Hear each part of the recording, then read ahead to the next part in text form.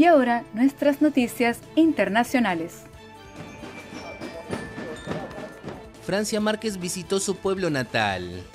Tras asumir como la primera vicepresidenta afro en la historia de Colombia, una multitud la homenajeó con cánticos, tambores y ceremonias tradicionales en un coliseo del municipio de Suárez, en el departamento del Cauca.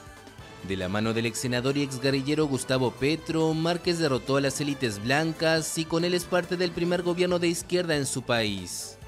El primer gobierno del pueblo no la va a tener fácil cuando había una élite que ha gobernado toda la vida. Pero esperamos contar con ustedes, cogernos de la mano de ustedes para sacar a Colombia adelante.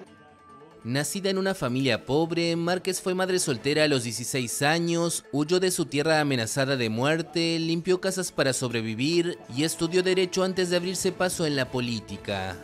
En 2019 quisieron matarla con granadas y ráfagas de fusil por defender el agua de su comunidad, en una región donde los grupos armados imponen su ley, financiados por el narcotráfico y la minería ilegal.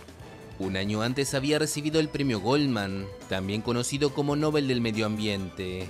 De Francia espero que una a los pueblos, que las mujeres la vean como un ejemplo para progresar en este país tan desigual. Pese a que casi el 10% de los 50 millones de colombianos se reconoce como negro, los pueblos afro viven al margen de la política, sumidos en la pobreza y cercados por la violencia. En medio de la guerra sucia que atravesó la campaña presidencial, varias personalidades locales lanzaron ataques a Márquez relacionados con su color de piel y su origen pobre.